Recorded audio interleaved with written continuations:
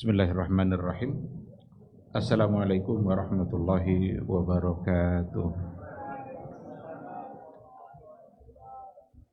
Innal hamdalillah nahmaduhu wa nasta'inuhu wa nastaghfiruh wa na'udzu billahi min shururi anfusina wa min sayyiati a'malina. May yahdihillahu fala mudhillalah wa may yudlilhu falan tajida lahu waliyyan mursyida. Asyhadu an la ilaha illallah wahdahu la syarikalah wa asyhadu anna Muhammadan abduhu wa rasuluh la nabiyya wa la rasula ba'da. Ikhwati fillah, hadirin hadirat kaum muslimin dan muslimat yang dimuliakan Allah. Pantas rasanya kita bersyukur kepada Allah Subhanahu wa taala. Alhamdulillah pada malam hari ini kita diberikannya kesehatan, diberikannya kesempatan, sehingga nikmat sehat dan nikmat sempat itu membuat kita malam hari ini bisa hadir di majelis ilmu. Hadir di majelis ilmu di masjid Allah, tempat yang paling dicintai oleh Allah. Salah satu dari cara memakmurkan masjid adalah dengan memperbanyak majalisul ilmi, majalisul zikir, majelis-majelis ilmu yang mengingatkan kita kepada Allah. Mudah-mudahan malam hari ini kita hadir di rumah Allah untuk memakmurkan masjid, dan mudah-mudahan itu bagian dari tanda kalau kita beriman kepada Allah. Mudah-mudahan di masa-masa yang akan datang Allah Subhanahu wa taala selalu memudahkan kita untuk sejenak menikmati indahnya taman surga. Tinggalkanlah sejenak urusan dunia.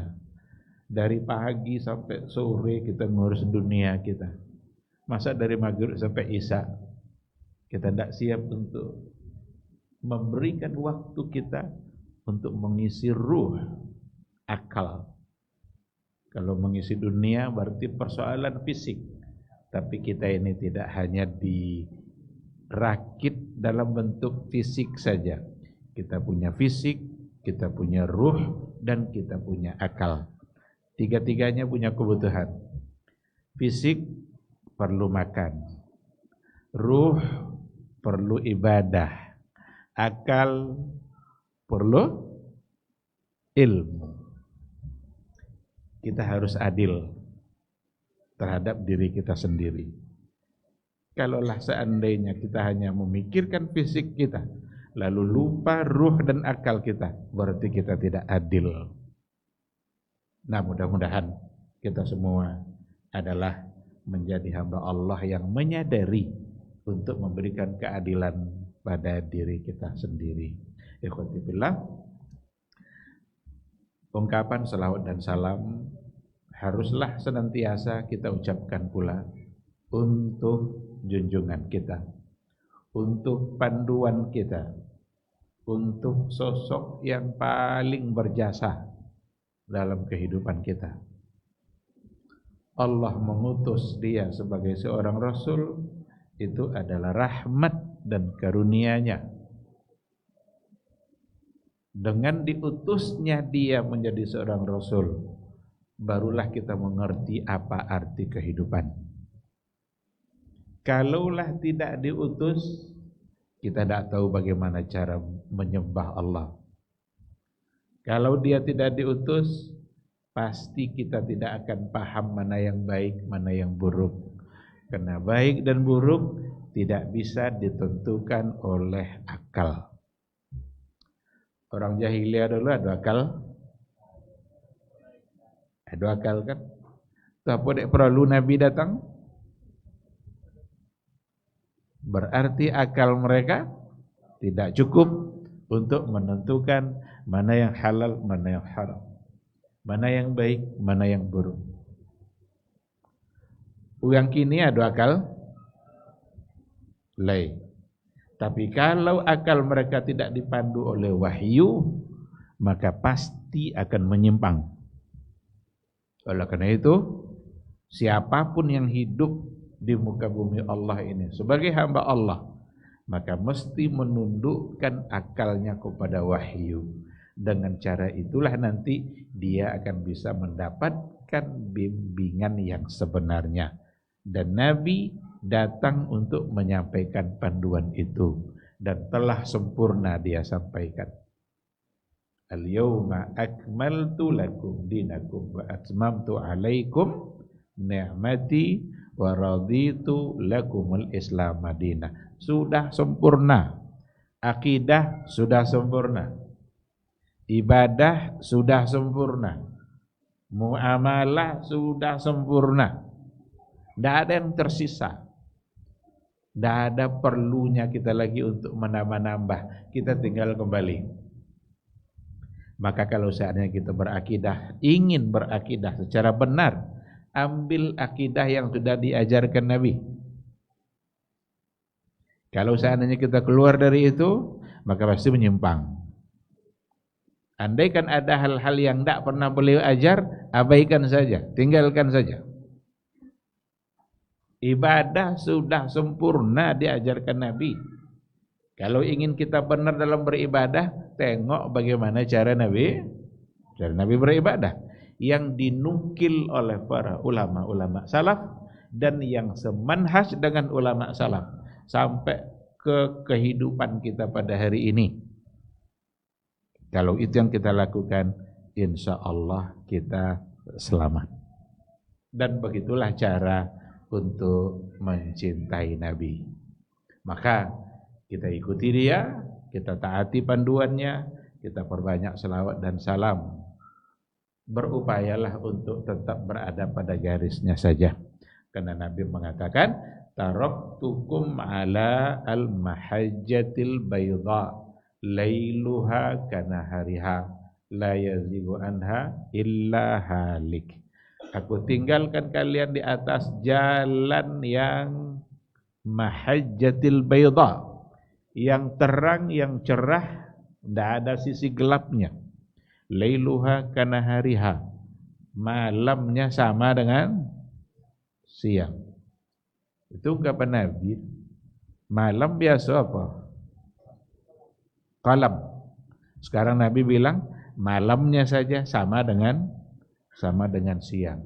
Dan itu artinya tidak ada lagi yang samar. Tidak ada lagi yang gelap.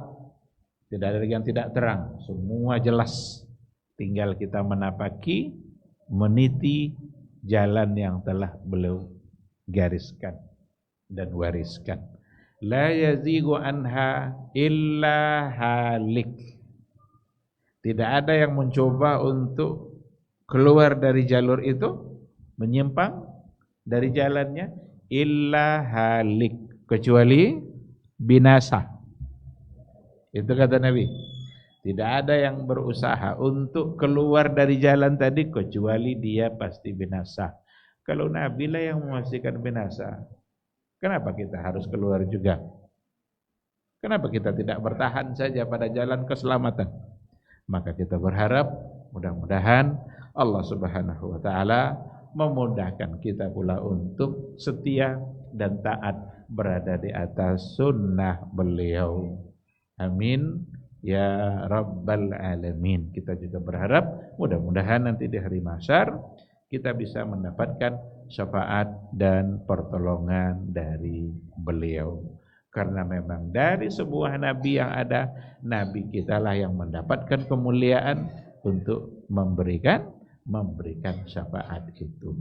Amin amin ya rabbal alamin. Ikhwati fillah, ma'asyiral hadirin wal hadirat, rahimani Allahu wa iyyakum. Insyaallah kajian kita akan menggunakan sebuah buku. Ini sudah kita mulai ini pada pertemuan yang terakhir kemarin. Cuma kebetulan 2 pertemuan terakhir kita tidak bisa masuk. Tempo ngaji 2 bulan. Libur. Kitabnya adalah Kitabut Tauhid fi Dhau'i Aqidati al-Imam Syafi'i. Kitab Tauhid dalam perspektif akidahnya Imam Syafi'i. Artinya adalah kitab ini berbicara tentang tauhid dalam pandangan Imam Syafi'i. Berarti akidahnya Imam Imam Syafi'i. Ini menjadi penting untuk kita bahas. Kenapa demikian? Karena Imam Syafi'i adalah imam yang sangat kita banggakan. Betapa kita membanggakan beliau dalam persoalan fikih. Bahkan kita bangga mengaku sebagai pengikut mazhab Syafi'i. Indonesia ini mengaku-ngaku kalau mereka adalah Syafi'i dalam fikih. Tetapi ketika kita membanggakan fikih dari Imam Syafi'i, maka kita mesti membanggakan juga akidahnya Imam Syafi'i. Tidak mesti yang kita ambil dari beliau hanya fikih saja. Kita mesti juga ambil dari beliau tauhid, akidah, iman. Bagaimana dia mengenal Allah, bagaimana pandangan beliau tentang sifat-sifat Allah, bagaimana pandangan beliau tentang iman. Itu semua dibahas dalam kitab ini. Kitabnya kecil, tipis, tetapi sangat berbobot. Karena beliau mengambil dari referensi-referensi yang langsung datang dari Imam Syafi'i atau dari muridnya Imam Syafi'i. Jadi buku ini bukan ditulis oleh Imam Syafi'i, ditulis oleh pakar-pakar belakangan namanya Al-Ustaz Sufyan Abdul Aziz Qadhi. Beliaulah yang mengumpulkan dari referensi-referensi yang ada tentang perkataan dan pendapat Imam Syafi'i dalam akidah dan dalam tauhid. Maka metode beliau ketika beliau sebutkan persoalannya, maka pertama beliau sebutkan dulu dalilnya, ada ayatnya, ada hadisnya. Nanti pada poin berikut barulah beliau mengutip perkataan Imam Syafi'i. Qala al-Imam Asy-Syafi'i. Setelah beliau sebutkan ayat dan hadisnya, dalil-dalilnya, tentu saja kita kalau bicara agama mesti yang paling kita kedepankan adalah Quran, Sunnah. Setelah itu baru menyebutkan orang yang lain selain Quran dan Sunnah. Maka orang ini diukur nanti melalui Quran, Sunnah. Disinilah muncul perkataan para pakar-pakar, para ulama, al-haqqu la yu'rafu birrijal. Kebenaran itu tidak dikenal melalui orangnya. Maksudnya apa? Kalau inyo na bacito pasti iyo, itu tidak bisa. Kalau sebulan yang ngomong maka pasti benar, itu tidak bisa, kecuali hanya untuk Nabi. Jadi al-haqqu la yu'rafu birrijal, walakinnar rijal yu'rafuna bil haqq. Orang tadilah yang harus diukur dengan kebenaran. Jadi bukan kebenaran diukur sama orang. Ini kalau profesor itu yang bacito itu pasti topek doninya. Lalu tentu lah dong. Itu kalau syekh itu bacito pasti topek. Lalu tentu lah. Ukurannya apa? Quran, Sunnah. Sepanjang apalah surban, ukur dengan Quran Sunnah. Banyak orang tertipu gini ada surban, asal baju ubah surban alaiyo ya citor. Berarti itu artinya mengukur kebenaran melalui orang. Itu salah. Orang itu yang harus diukur melalui sebuah kebenaran. Cocok tidak dengan Quran atau dengan hadis Nabi. Banyak tertipu oleh penampilan. Kesan Syiah. Banyak orang-orang Syiah sekarang bertaqiyah, muncul sebagai sosok yang alim, lalu menyampaikan persoalan agama bagi orang-orang awam yang tidak paham dan tidak mengerti. Copek menemo, apa dek temo deh, ya baju maka mesti terus kita gencarkan majelis ilmu. Dan disitulah nanti kita akan tahu sebuah kebenaran. Nah, oleh karena itu buku ini sebelum beliau menyampaikan pendapat atau qaulnya Imam Syafi'i, maka dia awali dulu dengan ini ayatnya, ini hadisnya, lalu dia masuk kepada perkataan Imam Asy-Syafi'i. Nah, contoh umpamanya pada bab tafsir tauhid. Wa syahadatu an la ilaha illallah. Tauhid itu ada tafsirnya. Bagaimana penafsirannya? Dia awali dulu dari dalil-dalil yang ada. Ada riwayat yang disampaikan sanadnya, kemudian nanti baru qala al-Imam Asy-Syafi'i. Berkata Imam Asy-Syafi'i. Berarti Imam Syafi'i sejalan dengan apa yang disampaikan oleh para sahabat. Maka aqidatu al-Imam Syafi'i, akidahnya Imam Syafi'i itu adalah aqidatu salaf yang diyakini oleh para sahabat. Imam Syafi'i tidak terjebak kepada logika-logika yang ada, pemikiran-pemikiran ahlul kalam.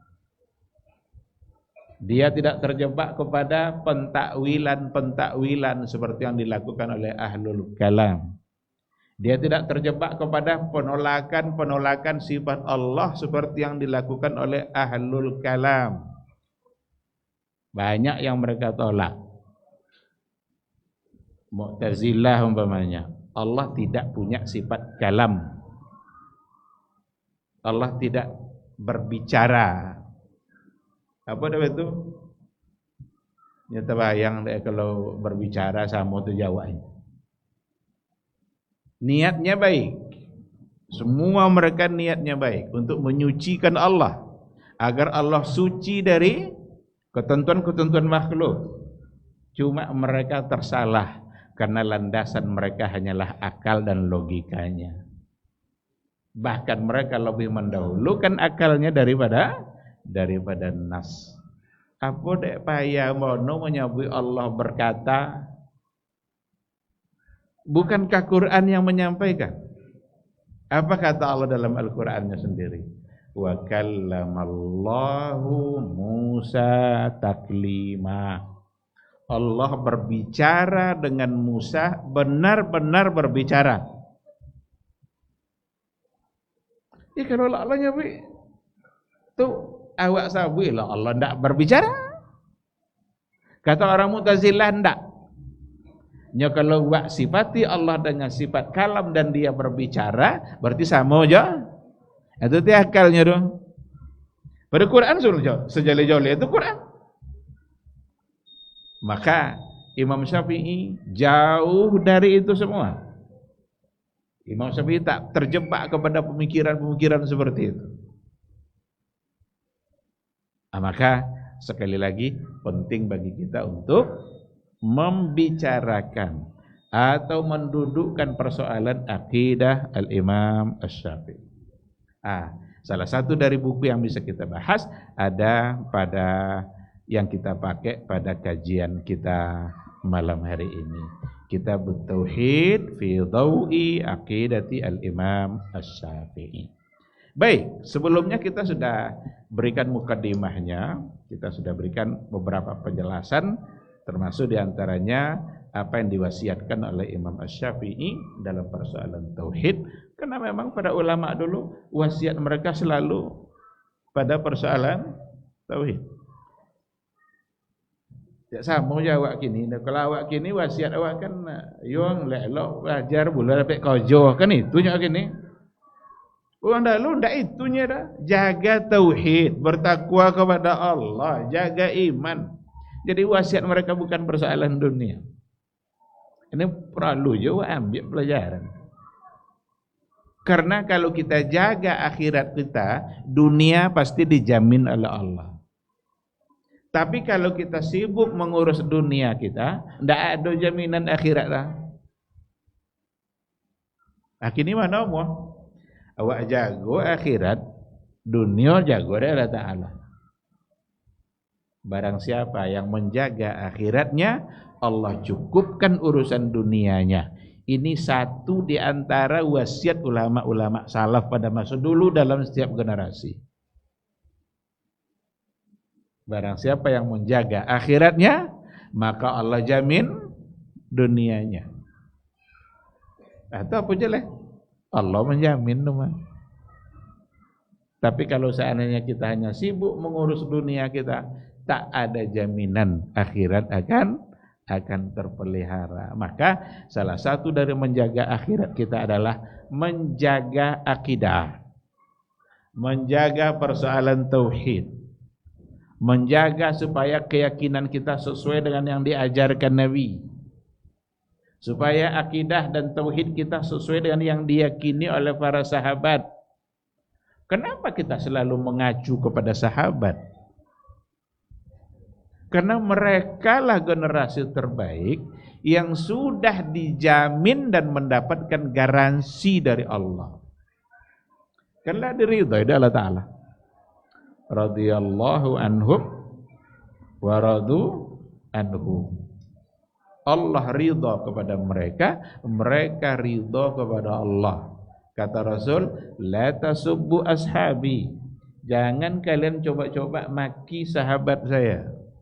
Wa inna ahadakum law anfaqa mithla Uhudin zahaban ma balagha nisfa. Kata Rasul, jangan maki-maki sahabat saya. Kalau seandainya ada orang yang menginfakkan emas sebesar bukit Uhud, berapa godang bukit Uhud?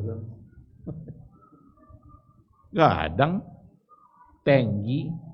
Segadang itu diwakafkannya, disedekahkannya. Belum sampai separuh telapak tangannya sahabat kebaikan. Maka mereka yang pantas dicontoh lah dapat garansi. Maka pertanyaannya, mungkinkah orang yang sudah diridhai Allah lalu akidahnya salah? Ya mungkin dah. Kalau salah langsung kono beki kali. Maka itu nikmatnya hidup para sahabat itu. Kalau ada yang salah langsung Nabi membaiki. Baik langsung nampak oleh Nabi atau diberitahu oleh Jibril atau diberitahu oleh sahabat.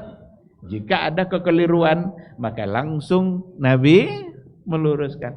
Dan mereka bersegera untuk berubah. Kalau Nabi lah yang menyabui, langsung berubah. Itu ketika ada seorang sahabat laki-laki memakai cincin emas. Dia ambil oleh Nabi. Inna hadza haramun lidzukuri ummati. Kata Nabi apa? Sesungguhnya emas ini haram bagi laki-laki umatku, wa halalun linisaihim. Tapi halal bagi perempuan mereka. Dicampak oleh Nabi. Jangan pakai juga leganya. Kawan suruh ambil dah. Ambil lihatnya kan bisa dijual. Kalau awak ambil enggak dah. Apa kata sahabat tadi? Saya enggak mau lagi mengambil sesuatu yang sudah dibuangkan oleh Nabi dari tangan saya. Enggak tahu kan gorek dah.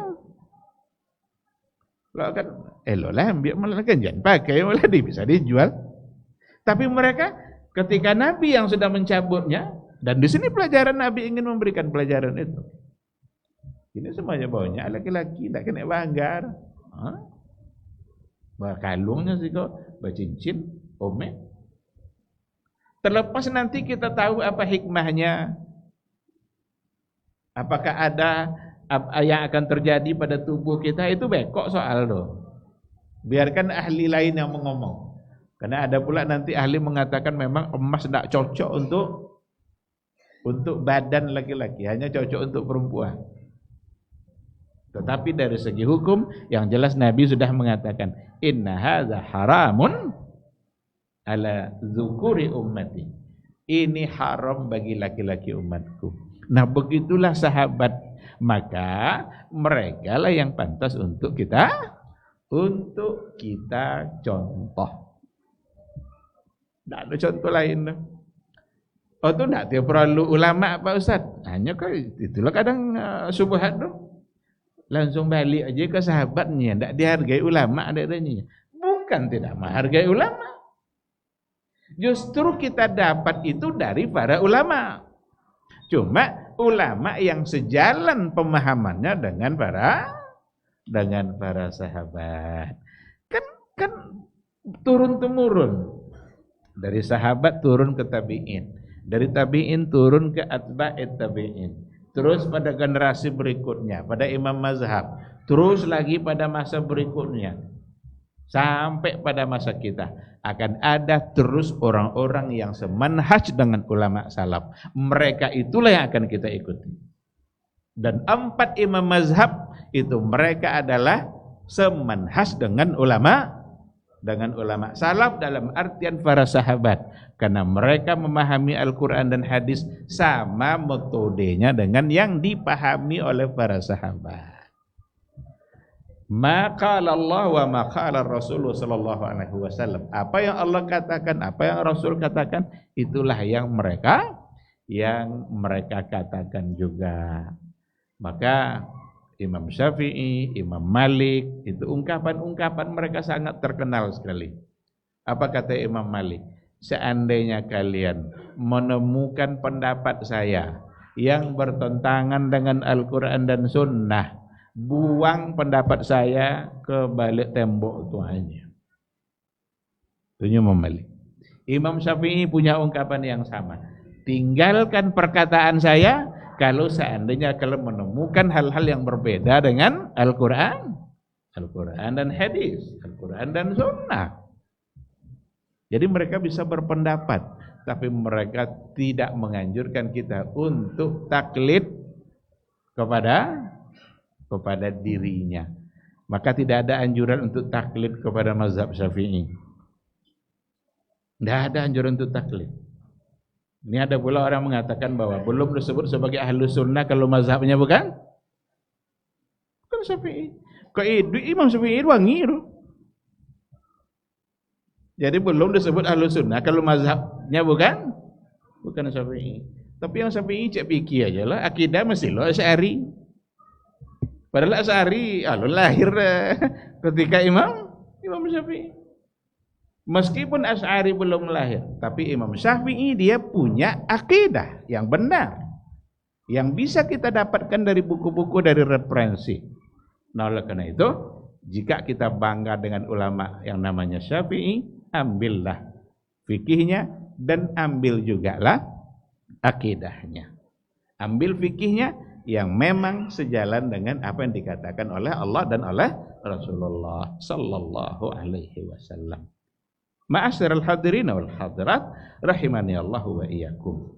Pada bab yang pertama setelah mukaddimah dan tamhid, buku ini bicara tentang fadlut tauhid wa ma yukaffaru minadz dzunub.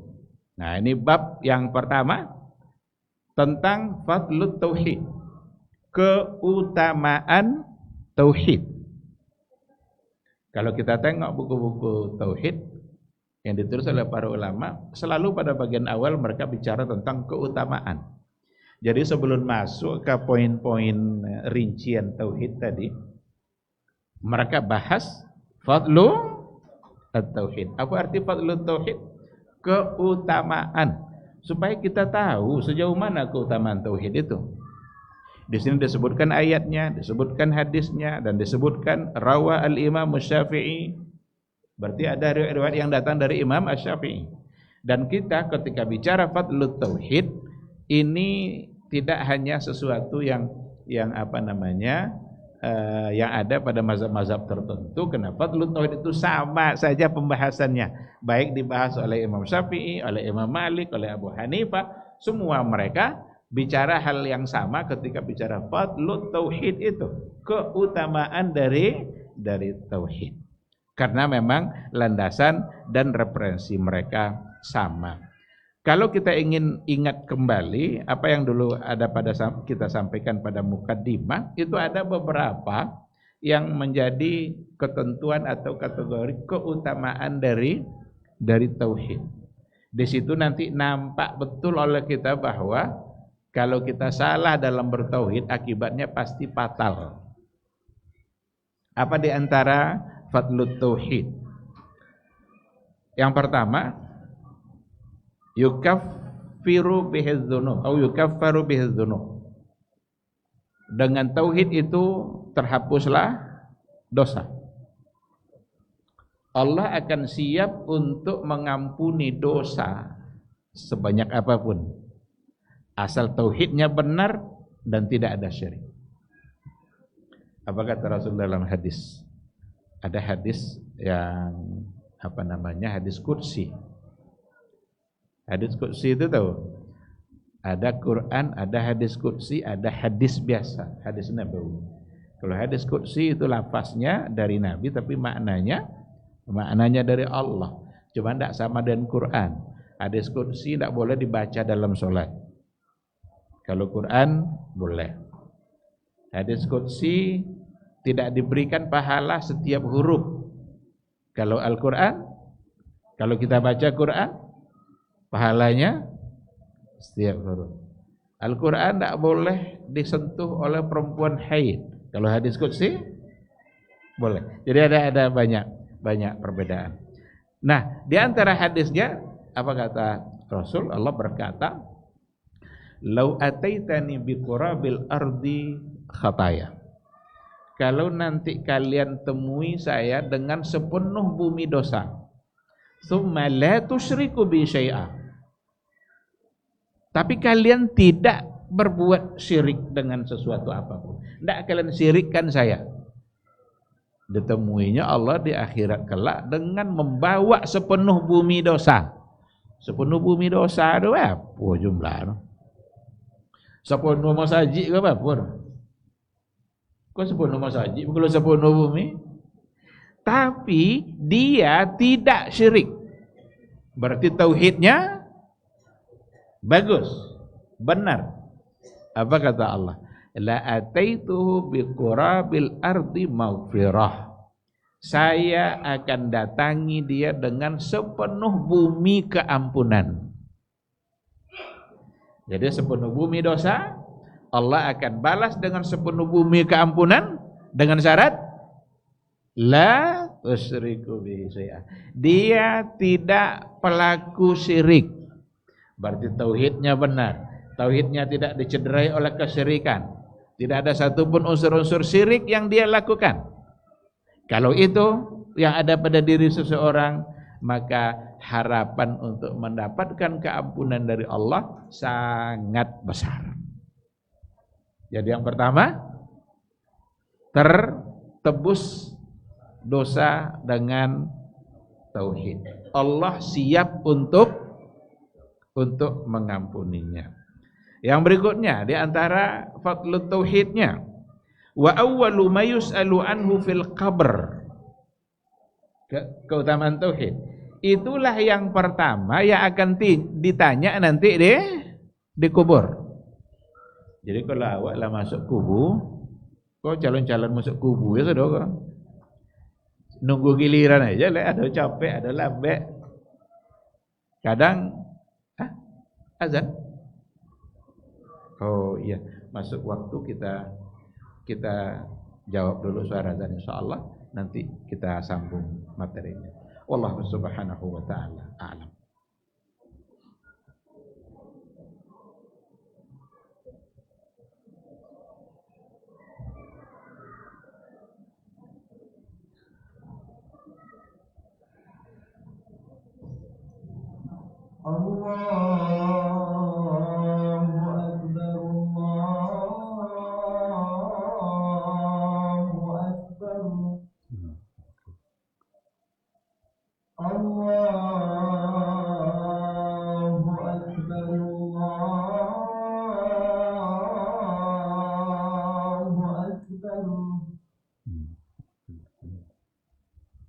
أشهد أن لا إله إلا الله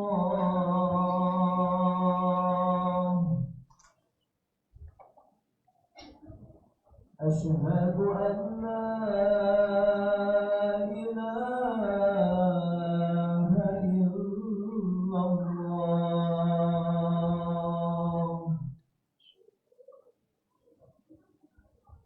أشهد أن محمدا رسول الله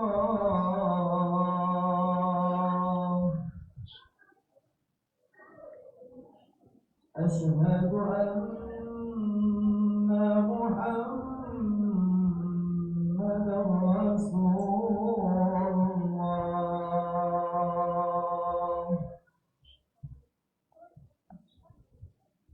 حي على الصلاة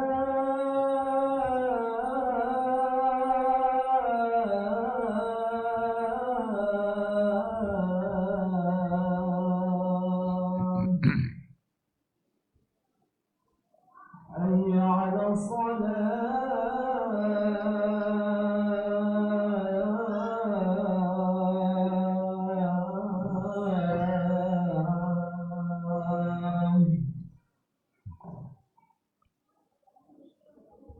حي على الفلاح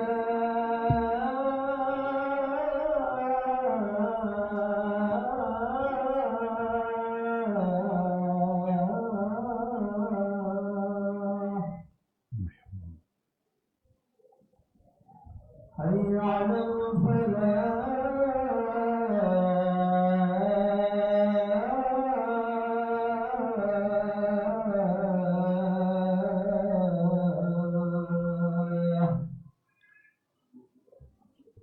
الله أكبر الله أكبر لا إله إلا الله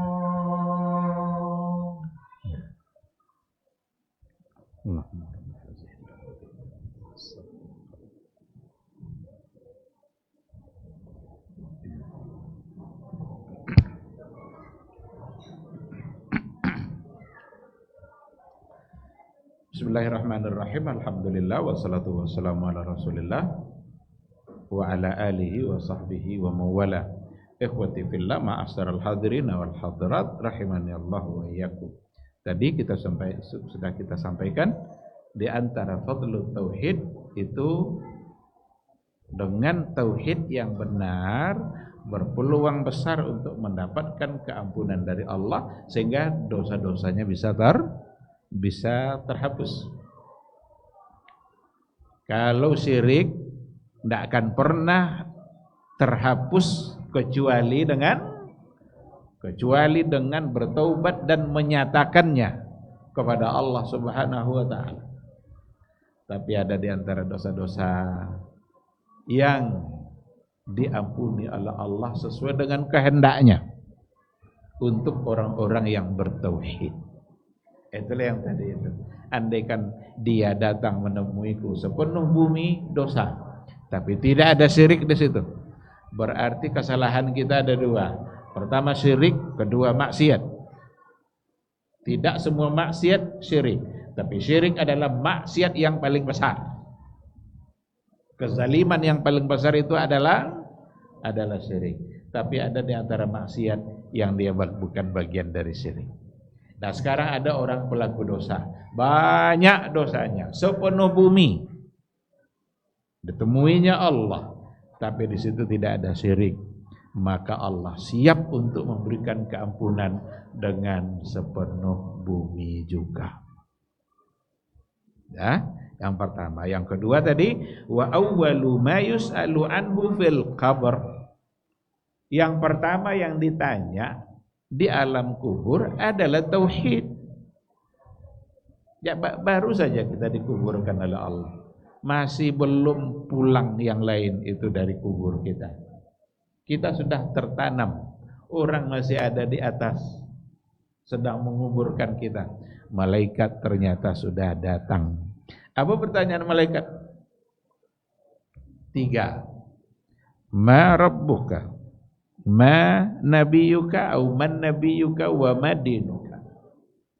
Berdasarkan kepada hadis, siapa Rabbmu, siapa nabimu, apa agamamu. Orang-orang yang beriman, orang-orang yang bertauhid tentu senang jawab boleh. Kaji lama rumah. Tapi bagi mereka-mereka yang tidak bertauhid, itu tidak bisa dihafal-hafal kayak gini, dihafal-hafal lisan, atau dihafal sebelum mati. Isu lah hafal nanya 3 soal lu manyanyi, kan 3 soal, 3 keneknya kan. Sang di kuliah ada lu 10 ke soal bisa awak jawabnya kan, kok 3. Jadi anggap senang dan 3 kan. Yang akan menjawabnya adalah kebiasaan keseharian kita, ketaatan dan iman kita kepada Allah. Itu yang akan menentukan kita bisa jawab atau tidak. Orang munafik tidak akan bisa dia jawab. Orang kafir apalagi. Maka pertanyaan pertama dalam kubur ternyata adalah pertanyaan tauhid. Ma rabbuka, siapa nabi? Rabbi Allah. Rabb saya adalah Allah. Nabi saya adalah Muhammad sallallahu alaihi wasallam. Agama saya adalah Islam. Dan kok tak lo bisa dia jauh-jauh setelah dikubur dah? Ya dulu sudah dikubur, kok dia jauh deh. Hei si bulan, bekok kalau bertanya malaikat siapa? Tuhan waang, jawab Allahnya. Soalnya hidupnya tak mau dia jawab lagi. Bolehlah mati. Oh sebagai gara aja kamu. Kalaulah memang itu disyariatkan, maka ketika ada sahabat yang dikuburkan, maka Nabi akan mengajarkannya. Ketui duit tosu jawab bisa, golak-golak jawab, ndak mau dia jauh. Telah mati loh kan dia jauh. Maka jangan tunggu kematian baru diajarkan. Ada dulu dilakukan oleh pada masa tabi'in kalau tidak salah, dilakukan oleh ulama yang ada di wilayah Syam. Tapi itu tidak bisa jadi pedoman, tidak bisa dipegang. Karena yang mereka lakukan tidak punya landasan yang sahih dari Al-Quran dan Sunnah. Cala orang dulu membuatnya awak kadang bermuda-muda pula dalam beragama. Asal ya orang nama mendapat contoh itu ikut je lah dalunya. Tak bisa. Yang kita ikuti bukan orang, tapi yang kita ikuti orang itu sejalan tak dengan Quran dan Sunnah. Ketika tidak ada panduan yang sahih, maka jangan pula kita ikut-ikutan. Yang dianjurkan Nabi setelah dikubur apa? Doakan dia. Itu ada. Apa kata Rasul? Is'alu li akhikum tasbih. Is'alu lahu tasbih fa innahu al-ana yus'al. Berdoalah kepada Allah, doakan saudara kalian nih ya, kata Nabi, agar dia diberikan tasbih. Tasbih itu apa? Kemampuan untuk menjawab. Fa innahu al-ana yus'al. Karena sekarang dia ditanya. Ketika Nabi mengatakan sekarang dia ditanya, itu masih dikubur bodoh. Waktu itu yang dikubur adalah Ja'far ibnu Abi Thalib. Ja'far bin Abi Thalib wafat, Nabi ikut menguburkan dan Nabi mengatakan is'alulahu tasbih, mohonkan kepada Allah agar dia tasbih, diberikan kemampuan untuk menjawab. Fa innahul ana yus'al. Jadi datang malaikat itu tidak menunggu awak pulang ke sodo. Nya dulu menyabik tu, ala pulang ke sodo, lalongangnya kan, abu tiba malaikat. Ndak. Nabi bilang sekarang dia ditanya. Nya Nabi ada situ bang. Kalau seandainya setelah tidak ada orang baru ditanya, mungkin ada kuburan yang sampai hari ini ndak pernah longang. Ndak pernah tanya tu. Tu kuburan Sunan Ampel, Sunan Apu tu pon, ada orang situ, lebih banyak lah di situ pada di masjid lah. Di Jawa Tengah tu yang Sunan-Sunan tu ndak pernah langang. Banyak lo situ pada di masjid lah. Nya meminta ke Sunan tu kok. Ada kubur kiai-kiai keramat, dianggap keramat kuburannya di Jawa. Pai kokin menangi-nangi tiba situ meminta-minta. Kita tidak sedang melarang berziarah. Ziarah itu sunnah Nabi. Tapi yang dilarang adalah apa yang kita lakukan saat berziarah. Itu yang harus kita kembalikan kepada panduan yang datang dari Rasulullah sallallahu alaihi wasallam. Maka yang kedua, wa awwalu ma yus'alu anhu fil qabr, itu adalah tauhid. Kalau kita jaga tauhid kita, lalu nanti ditanya, insyaallah kita akan selamat dan mampu untuk menjawabnya. Yang ketiga, wa syartun fis syafa'ah, Tauhid itu syarat untuk mendapatkan syafaat Nabi. Nabi nanti diberikan kesempatan memberikan syafaat. Dan berdasarkan kepada hadis, apa kata Rasul? Likulli nabiyyin da'watun mustajabah. Semua nabi itu diberikan oleh Allah kesempatan berdoa lalu dikabulkan. Dan semua nabi yang lain itu sudah menyampaikan sudah disampaikannya permintaan itu kepada Allah dan Allah kabulkan di dunia. Tapi kata Rasul, wa ana ikhtabatuha. Tapi saya, kata Rasul, saya simpan dulu doa itu, syafaatan li ummati yaumal qiyamah, untuk supaya nanti di hari akhirat bau Nabi minta. Sayang ndak Nabi gawak dong. Sodo Nabi diberi kesempatan dari Allah Ta'ala untuk berdoa dan pasti dikabulkan. Semua Nabi Allah disampen doa dek ketujuh duit. Nabi Sulaiman contoh. Apa doa Nabi Sulaiman? Meminta janda do orang lain sesudah dia punya kerajaan contoh dia gua. Maka tidak akan ada lagi orang sekaya Sulaiman sampai kiamat. Karena Allah kabulkan. Jadi semua Nabi sudah memintanya. Tapi Rasul dia bilang apa? Saya simpan dulu doa saya. Nanti untuk di akhirat syafaatan li ummati. Untuk syafaat bagi umatku. Acun itu sayangnya ke awal. Sangat sayang sekali. Dan nanti ketika Nabi diberikan kesempatan itu, Allah pasti kabulkan. Dan ditagih nanti oleh Nabi. Dan siapa yang akan mendapatkan syafaat itu? Diikutkan oleh satu hadis yang lain. Abu Hurairah itu bertanya kepada Nabi. Apa kata Abu Hurairah? Ya Rasulullah, wahai Rasul, man as'adun nasi bi syafa'atika yaumal qiyamah. Ya Rasulullah, siapakah orang yang akan berbahagia nanti mendapatkan syafaatmu di hari kiamat? Ya, lihat pertanyaan kan? Siapa yang paling berbahagia? Apa kata Rasul jawabannya? As'adun nasi bi syafaati yaumal qiyamah man qala la ilaha illallah khalisan min qalbi au khalisan liwajhi. Yang paling berbahagia mendapatkan syafaat Nabi nanti adalah orang yang mengucapkan la ilaha illallah khalisan, khalis, murni, tidak ada campur sekene aja dah. Ikhlas karena Allah, semata-mata karena Allah, tidak ada campur syirik. Tidak ada sekene aja unsur kesyirikan dah. Itulah yang akan berbahagia. Maka di antara fadlut tauhid, keutamaan tauhid adalah sebagai syarat untuk mendapatkan syafaat Nabi. Kok nak dapat syafaat jangan buat syirik. Kalaulah dibuat juga berarti terhalang untuk mendapatkan syafaat dari Rasulullah sallallahu alaihi wasallam.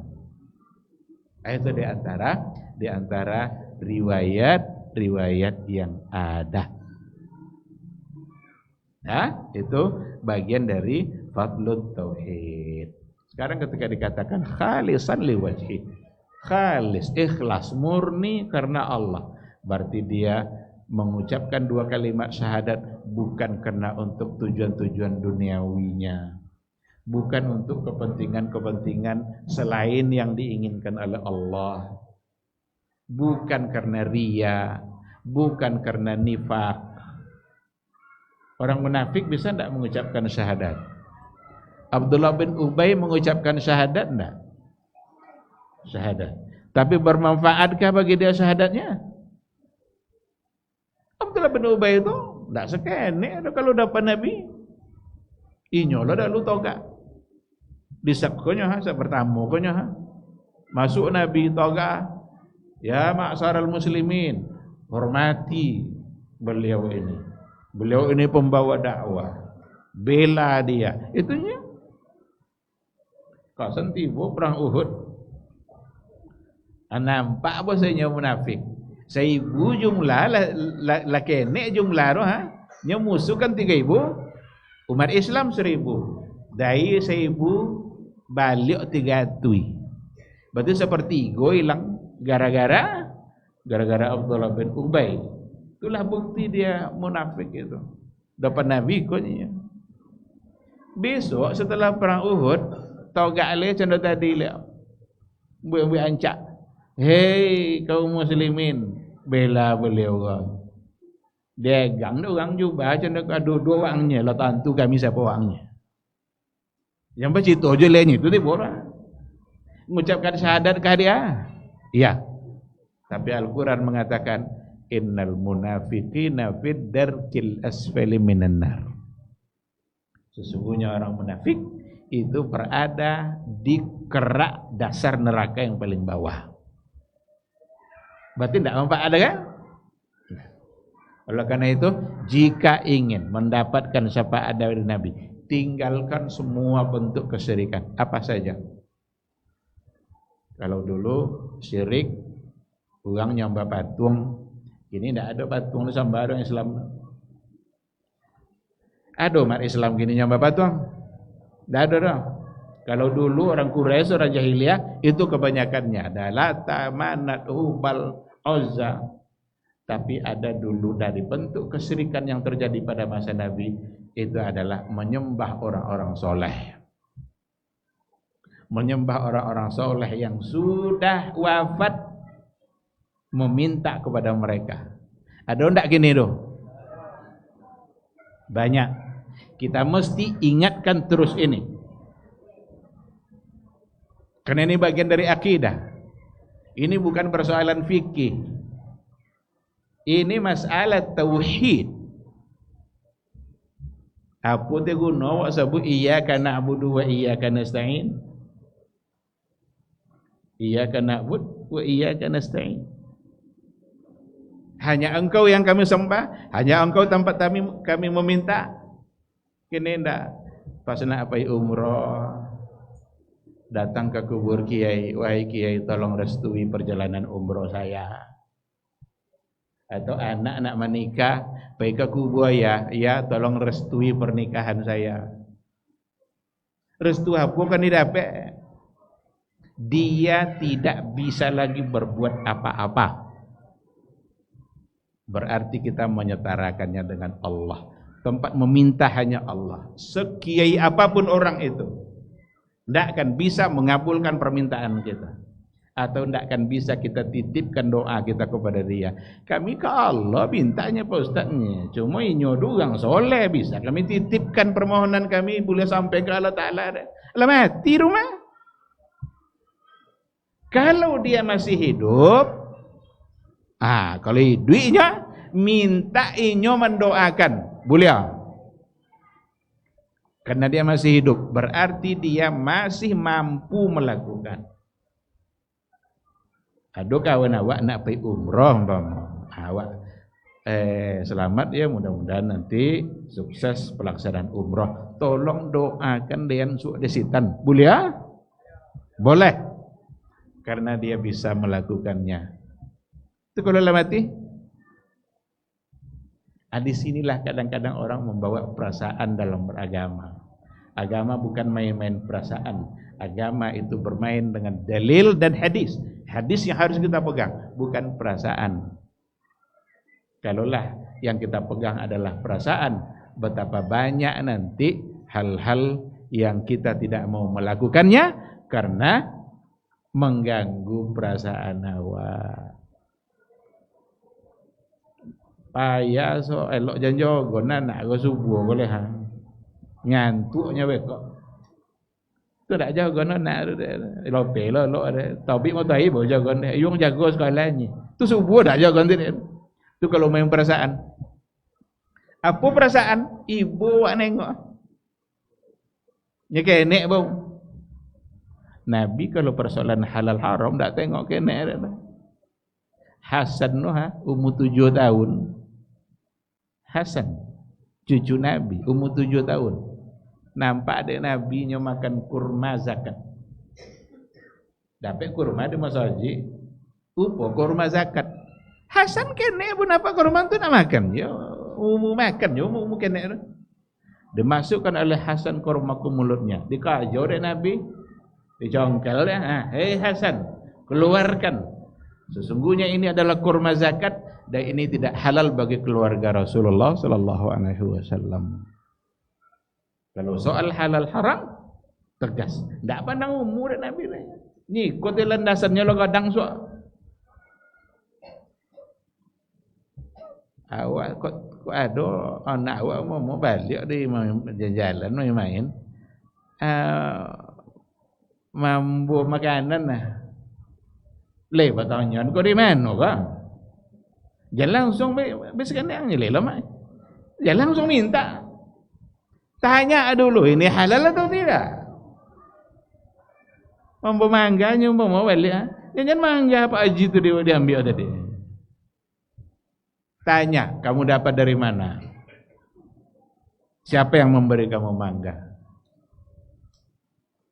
Kalau lecet itu, itulah cara kita menjaga anak-anak kita dari dosa.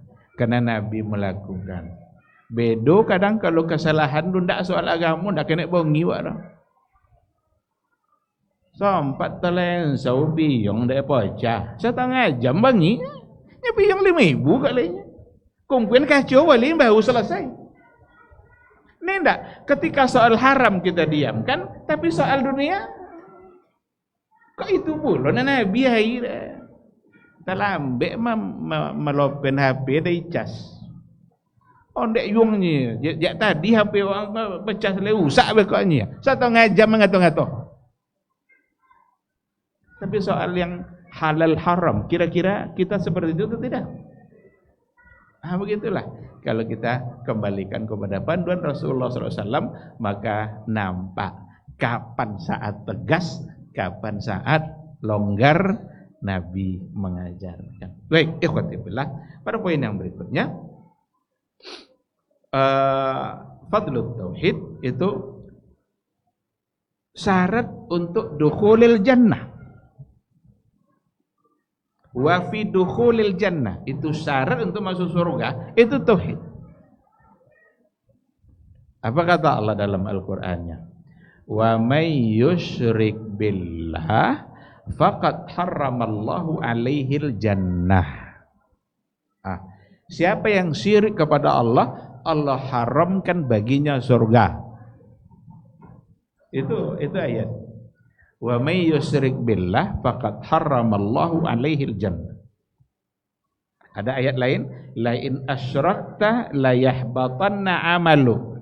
Jika engkau berbuat syirik maka batallah amalmu. Kalau batal amal surga belum.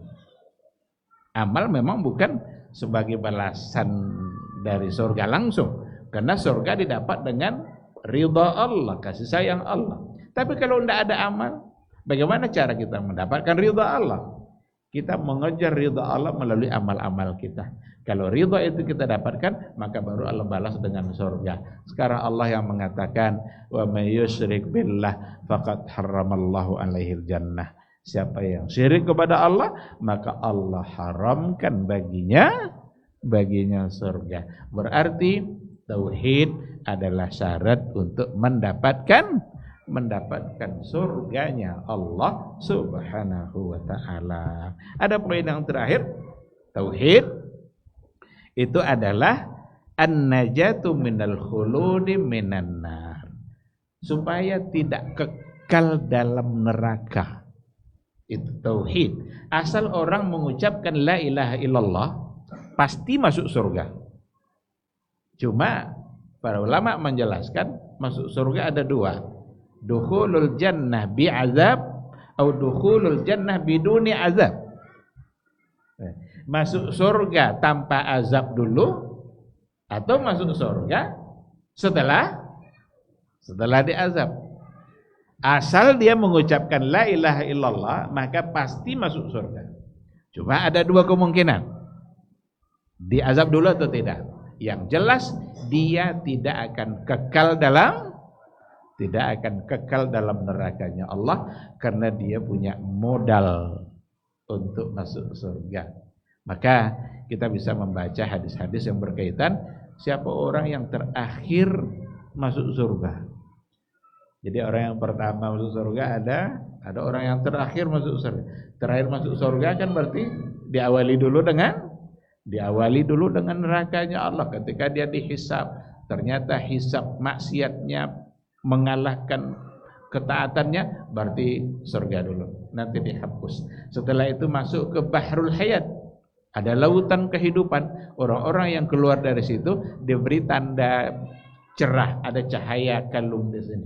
Itu tanda kalau dia diawali dari neraka dulu. Nanti ketika diberikan surga oleh Allah, begitu nikmatnya dia rasakan. Allah menawarkan ke dia, menurut kamu gimana itu surga yang saya berikan itu? Itu sudah cukup ya Allah. Takkah kamu ingin lebih dari itu? Ikolah cukup ingin. Disuruh oleh Allah memandang ke satu arah. Coba kamu tengok ke arah itu. Pas mandang ke situ, anan itu jalannya. Tadi ndaknya dah kan? Karena ini sudah terlalu nikmat sekali.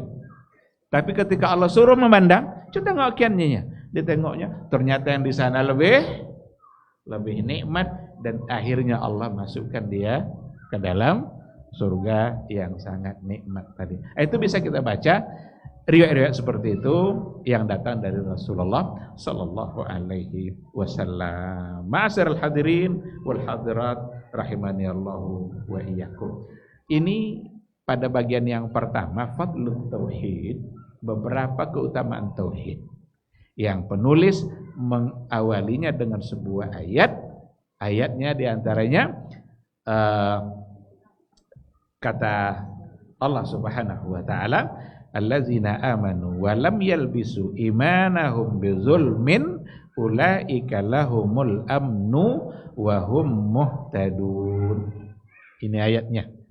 Orang-orang yang beriman kepada Allah wa lam yalbisu imanahum bizulmin, lalu mereka tidak mencampuri imannya dengan kezaliman. Ulaika lahumul amnu wa hum muhtadun. Mereka adalah aman, nyaman di akhirat kelak. Wa hum muhtadun, dan mereka adalah orang-orang yang mendapatkan petunjuk. Apa dalam ayat ini? Walam yalbisu imanahum bizulmin. Jadi dia lapasnya diucapkan la ilaha illallah, diyakininya, diikutkan dengan amal, dan dia tidak mencampuri dengan kezaliman. Kezaliman di sini maknanya adalah syirik. Sebab Nabi sendiri yang menafsirkan.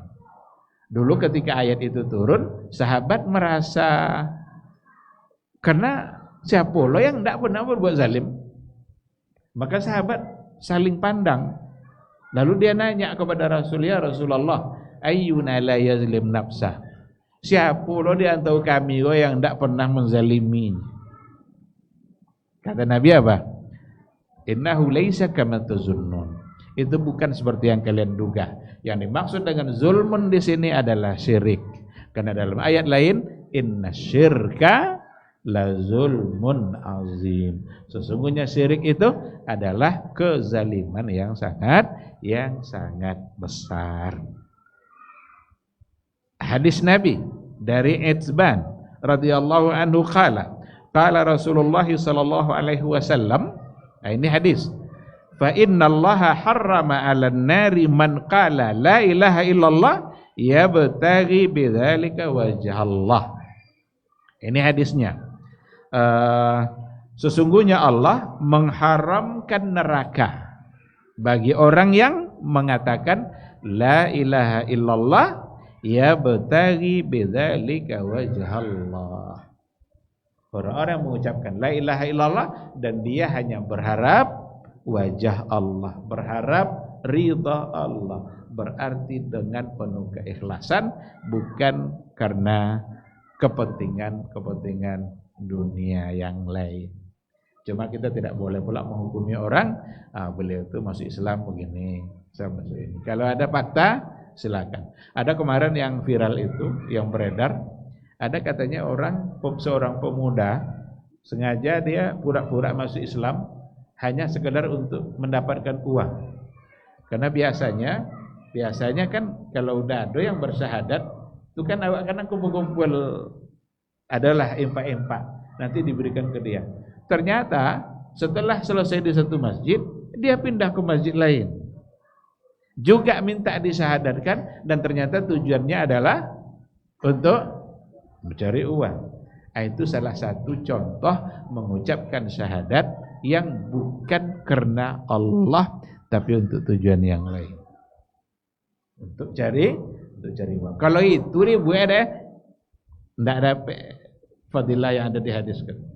Tapi kalau dia ucapkan semata-mata karena Allah, maka kata Rasul, haramallah alan nar, Allah haramkan atas neraka orang-orang yang mengucapkannya. Dah, baik, ikhwatibillah, saya kira ini yang kita bahas pada malam hari ini, kaitannya dengan fadlut tauhid. Nanti baru masuk pada bab berikutnya, annat tauhid awwalu wajibin 'alal mukallaf. Tauhid itu adalah kewajiban pertama bagi seorang mukallaf. Sebelum ada kewajiban yang lain, maka yang pertama kewajibannya adalah at-tauhid. Saya ingin akhiri dengan perkataan Imam Asy-Syafi'i. Karena ini adalah mencoba untuk mengangkat akidah beliau, maka pada bagian akhir ada perkataan beliau. Qala al-Imam Asy-Syafi'i rahimahullah fi wasfi dukhulin nasi fil Islam. Berkata Imam Syafi'i tentang sifat orang yang masuk Islam itu seperti apa. Al-Islamu, baru dia masuk Islam kalau seandainya antashhada an la ilaha illallah wa anna muhammadar rasulullah wa tabarra'a mimma khalafal islam min dinin fa iza fa'alta fa hadza kamalu wasfil Islam. Jadi kesempurnaan Islam seseorang ditandai dengan pertama dia mengucapkan syahadat la ilaha illallah wa anna muhammadar rasulullah, kemudian tabarra'a mimma khalafal Islam, dia berlepas diri dari apa-apa yang bertentangan dengan Islam. Jadi setelah syahadat bukan hanya lisan saja, mesti ada bukti. Maka buktinya adalah dia berlepas diri dari perkara-perkara yang menyelisihi Islam dalam beragama. Kalau itu yang dia lakukan, fahaza kamalu wasfil Islam, maka inilah kesempurnaan sifat Islam yang ada pada seseorang. Karena syahadat itu perlu bukti. Ucapan kita tentang iman itu perlu kita buktikan. Nah, itulah berlepas diri dari perkara yang bertentangan dengan Islam. Wallahu subhanahu wa ta'ala a'lam. Terima kasih. Apakah ada pertanyaan? Lah jam 8:04. Silakan.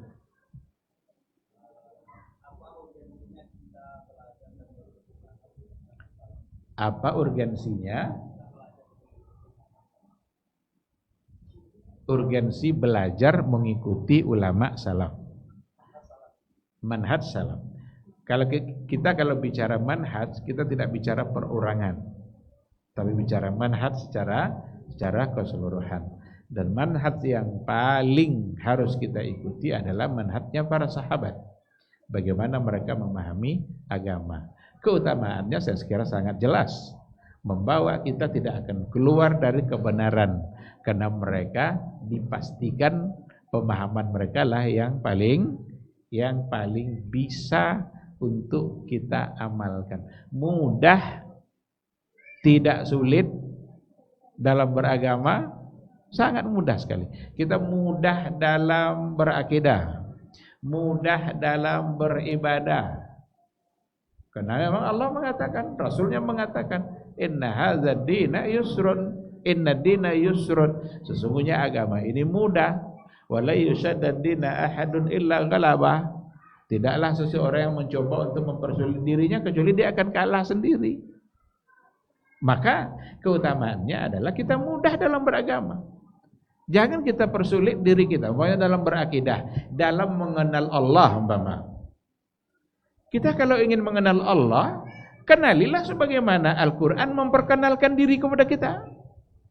Kenalilah sebagaimana Rasul yang mengajarkan kita tentang Allah. Tidak perlu nanti kita bawa teori-teori filsafat Yunani segala macam, yang pada akhirnya kadang-kadang membuat mereka menolak yang dikatakan Allah tentang dirinya. Apa contoh kaidah yang bisa menyimpang awak dalam berakidah? Setiap yang di atas berarti membutuhkan yang di bawah. Itu dia. Iko kan di atas kan bawa meja. Apa tak bisa kau togak di atas kau? Ya do meja. Berarti ini butuh kepada meja supaya nyu bisa togak. Kalau meja dianjak, maka dia jatuh. Maka kaidahnya apa? Semua yang di atas berarti perlu kepada yang di bawah. Itu dipakai kaidah dari Allah Ta'ala.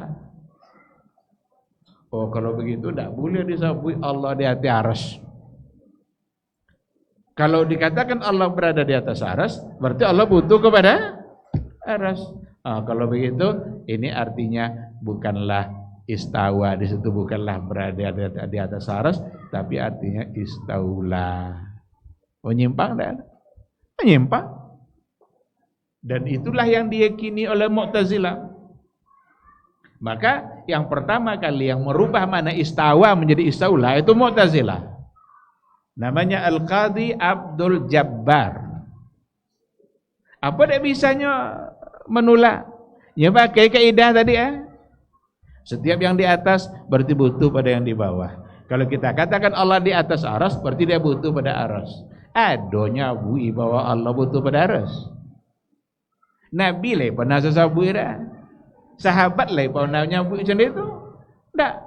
Tapi yakinkah mereka bahwa Allah di atas arsy? Iya. Jangan kan sahabat lah. Seorang budak saja kalau ditanya ada Nabi, Aina Allah? Tunjuk kata dia. Orang-orang yang menolak Allah di atas itu, tahu kan kata tahu kalau nyabui Allah. Berarti dia bertentangan dengan fitrahnya sendiri. Karena Allah itu maha tinggi. Kalau andanya sama itu jawabnya. Maka dia maha tinggi. Makhluk yang paling tinggi itu adalah arsy. Dan Allah berada di atas arsy itu. Makanya Allah sendiri yang mengatakan Ar-Rahmanu 'alal 'arsy istawa. Jadi kalau awak ikuti manhaj sahabat dalam beragama, maka kita akan mendapatkan kemudahan dalam segala hal. Dalam segala hal. Dia jauh dari Nabi selawat umpama. Perbanyak selawat kata Nabi, perbanyak selawat. Allahumma salli ala Muhammad wa ala ali Muhammad. Ada selawat Ibrahimiyah, ikutkan di situ nama Nabi Ibrahim. Tapi kalau manusia yang membuat selawat, dia buat selawat bekok dah tu. Selawat nariyah, selawat tafrijiyah, selawat al-fatih, selawat. Bila mau bisa awak ucapkan kah? Mesti dapat sanad dulu darinya. Tak lah boleh langsung diucapkan doa, kalau tidak langsung dituntun darinya kah? Itu payah. Tapi kalau dari Nabi, kalimatani, ada dua kalimat, khafifatani fil lisan, mudah diucapkan oleh lidah, sakilatani fil mizan, berat dalam timbangan, habibatani indar rahman, sangat dicintai oleh Allah. Dua kata, mudah diucapkan, berat di timbangan, dicintai oleh Allah. Apa itu? Subhanallah wa bihamdi, subhanallahil azim. Tu perlu wak pakai sanad bulan sampai ke Nabi lah. Bisa wak amal langsung? Bisa. Amal lah tu. Karena itulah yang paling dicintai oleh Allah. Berat pula pada timbangan. Jadi tidak ada kita memperberat diri. Itulah pentingnya kita belajar agama sesuai dengan manhaj ulama salaf. Ya, wallahu subhanahu wa ta'ala a'lam. Silakan.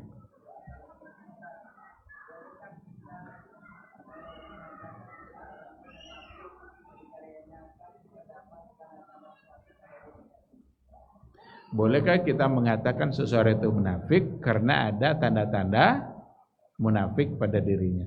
Beda antara seseorang munafik dengan seseorang yang padanya ada tanda kemunafikan. Menghukumi seseorang munafik itu bahaya. Karena orang munafik, kira-kira orang munafik muslim tidak? Coba jawab. Orang munafik itu muslim tidak? Allah bilang fiddarkil asfal minan nar. Berada di kerak neraka yang paling bawah. Abdullah bin Ubay muslim tidak?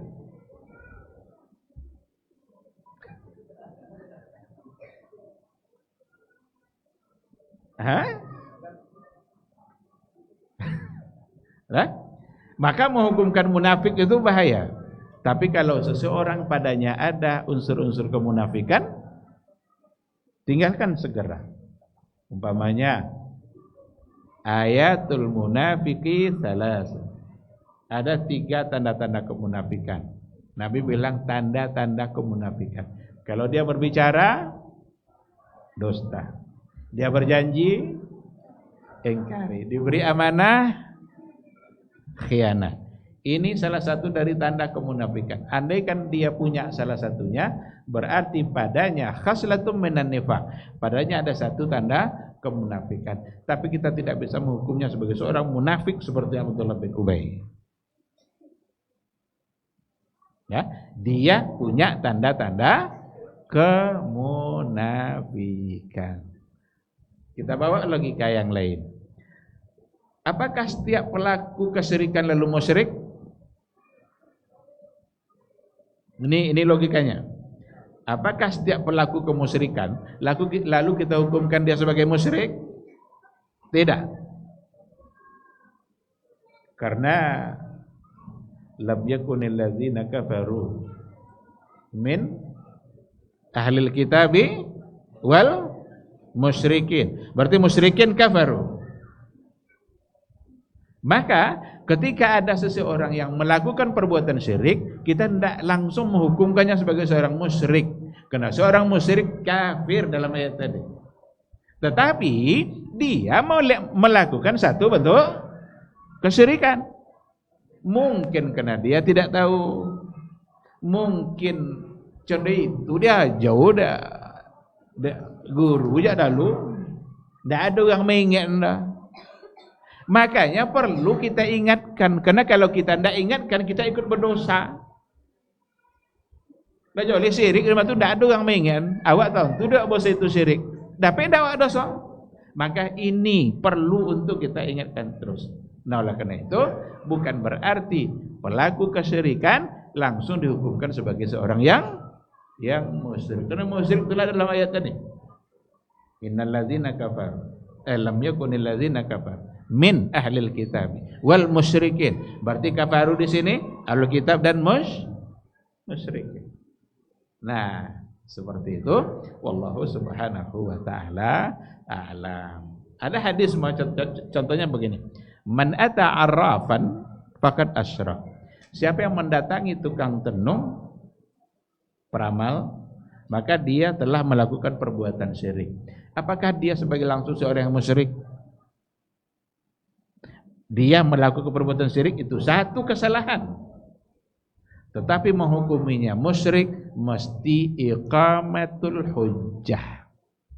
Mesti ditegakkan dulu hujjah itu di hadapannya. Disampaikan dulu ke ayat, ke hadis yang berbuat syirik calanya, syirik bayaklannya yang pemoh. Berarti dia sudah terjebak kepada lebih jauh kesalahannya. Nah, tapi berhati-hati dalam menghukumi sebagai orangnya. Maka kita tidak menghukumi orang, tapi menghukumi perbuatan. Paham maksudnya?